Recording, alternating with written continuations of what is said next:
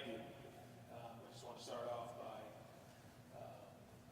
recognizing Commissioner Peti's work and what he's doing in terms of the new landscape here in college football, making sure that the Big Ten are leaders. And I think it's a challenge that he's taking on and doing a great job of. So I want to thank him for all his hard work there. And I want to thank Buckeye Nation for all their support currently, but even over the last year. And I said it before, it takes everybody. And we have some of the best fans in the world. And I certainly don't take that lightly, all the support that we have and the support that they give to our team. I want to thank our families, families of coaches, families of players, wives, all of our support staff who work so hard behind the scenes to give us an opportunity to go do what we love. They're a big part of what we are, and they're the rock and foundation of our program. Last year, the national championship was certainly the cherry on top, but to think back on our team and this past year, we had 1,000 APR score.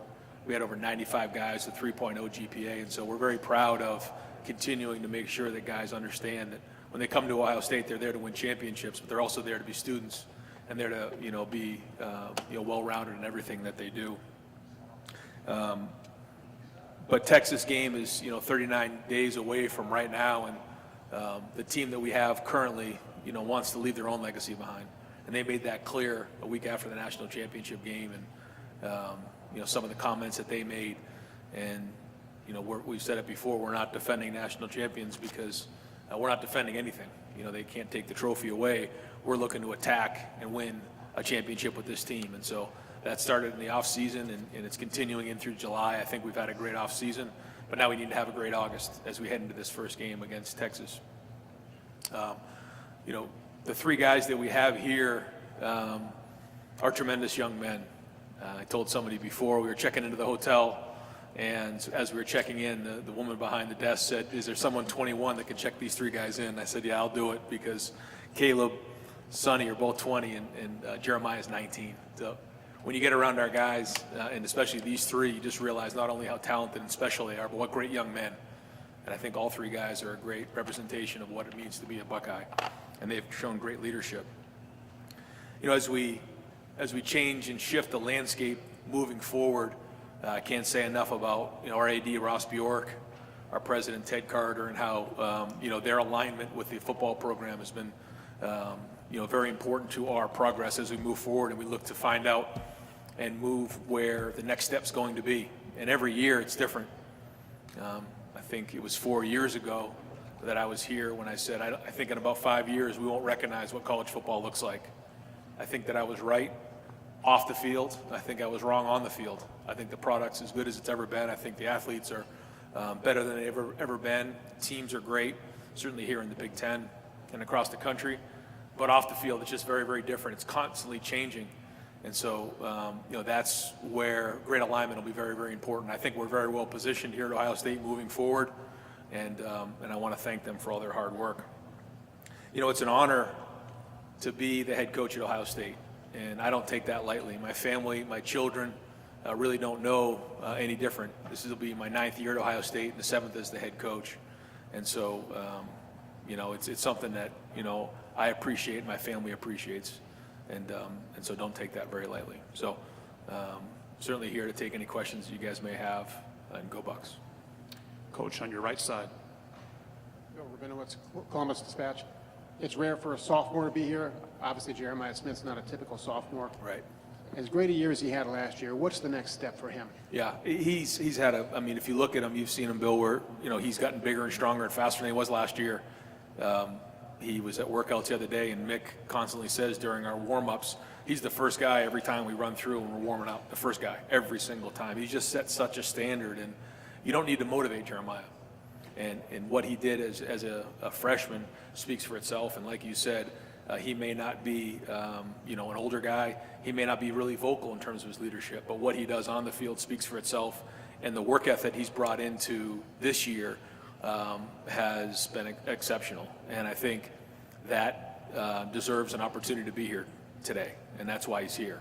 And I think Caleb and Sonny also have really taken big steps as leaders because we know guys are in different roles this year. And I think all three of them have done a great job. We also have some guys back in Columbus who have stepped up into big roles. And so you have to pick three. I asked if I could bring more. They wouldn't let me. I would have if we could, but these guys are very deserving. Front row. Yeah, Coach, Steve Halwagen, Bucknuts, 24/7. Defensively, you were had one of the top teams in the country defensively last year. You kind of turned the page now with Matt Patricia coming in and 8 new starters on that side of the ball. Just what is your degree of comfort going into the start of preseason camp about where that's at? Obviously, a lot of work still to do, but and Matt Patricia, just how he's embraced that role, I guess. Yeah, a lot of work to do, like you said, but I'm very excited about our defense and what we're doing. We wanted to keep continuity there, and that's was one of the reasons it took us a long time and very thorough process in hiring Matt. When you look at Tim and Larry and James and Matt Guerrieri, these guys had a huge part of what we did last year on defense. And so we want to keep that continuity. We want to run the Ohio State defense. And Matt was willing to embrace that. Now, Matt has his own background and things that he likes. And I think one of the things he does a great job of is putting guys in situations to be successful. When you look what he did at the Patriots and his background. So he'll have his little different, changes. But we want to keep really the structure of what we've done in the past and keep that going. So I'm fired up. I think Matt's done a great job of building relationships already with the current players. When you ask them about that and you ask the recruits about Matt, they just have glowing responses about who he is, the way he connects, his personality. And so I'm fired up. And, there's guys that we have to replace, but when you look at, some of the guys that are coming off the edge, when you look at our back end, when you look at our linebackers, you see a lot of potential there. But we got to go do it. And that's why August is very important. On your far left, Coach. Hey, Coach. Jimmy Watkins, Cleveland.com.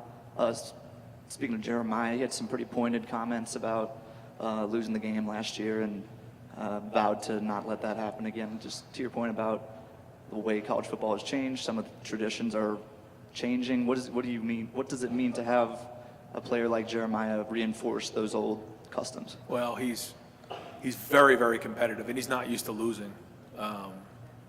We lost the first game against Oregon. I mean, he was angry. He wasn't the only one, and certainly, for him, he expects to win every single game. He expects to win every drill that he's in. That's just the way he's wired.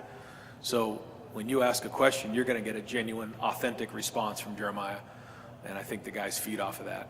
And when he tells you something, you can believe it. There's no reading between the lines with him. And he's going to tell you exactly. He may not be a man of many words, but when he says something, you're listening, and we're all listening. And he's the ultimate competitor.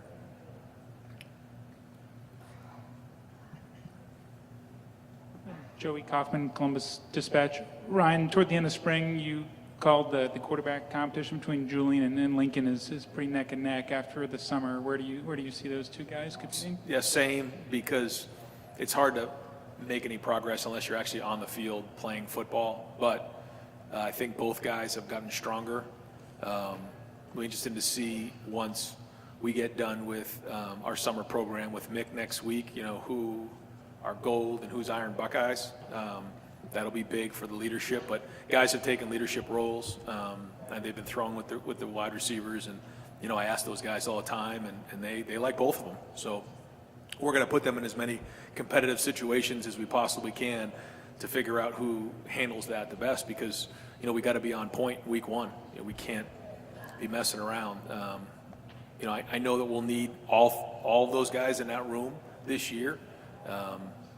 When you look at Will, he was a guy who was an older guy who was experienced, and he was able to sustain the entire season. That's not always the way it is. So we have to build depth in that room as well. So I got a feeling they'll all play throughout the season, but it'll be a fierce competition to be who the starter is. Good afternoon, Coach. I'm Mike Makita, Reddit CFB. I wanted to ask you about the transition on offense from Coach Kelly to Coach Hartline, through lines versus changes. How much can we expect to see this stay the same versus changing? It'll be very similar. We've tried to keep the offense the same over these 9 years. We've all worked together for a while. Brian and I have worked together since the jump on this. And Chip brought in his own ideas, but we tried to keep the offense. And that was one of the things that he and I sat down and talked about on the front end, that this is going to be the Ohio State offense. There's certain things that you like to do that we're going to embrace. He made a few changes in the numbering system and some things like that, how he identified things that we've carried that over into this year. But that I knew that Chip may not be here for very long, and that was part of the understanding when he came in.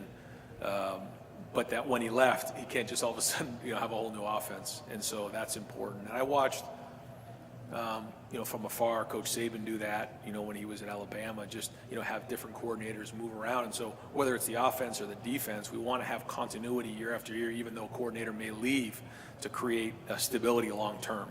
So it's the same way as we're doing on defense, but then on offense it'll be the same way. Tyler Bowen brings in a different background. That was part of the hiring process too at the offensive line, was to make sure that we had somebody with coordinator experience to work with Brian to help with the run game. Brian's strength is in the passing game, and I think he's really grown. He's grown from a really good player to a really good coach, and now the next progression is to become a really good coordinator. And I've said this before, I think being a coordinator, the easiest thing to do at times is call plays. The challenge is the organization of the scripts, of the staff, of the individual drills, making sure that we're putting players in a position to be successful, maximizing our personnel, making adjustments in game. Like, these are all the things that are very important as a coordinator. So I think that's just a natural progression for him. Working hand in hand with Tyler up front, I think, is a good combination. I'm excited to see their work this season. Yep. Coach Day, thank you so much for your time. You got it. Thanks, guys.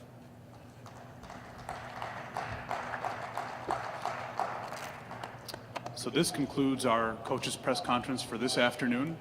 We hope to see you back tomorrow with our next batch of head coaches. The media lunch, as a reminder, will be available, I believe, in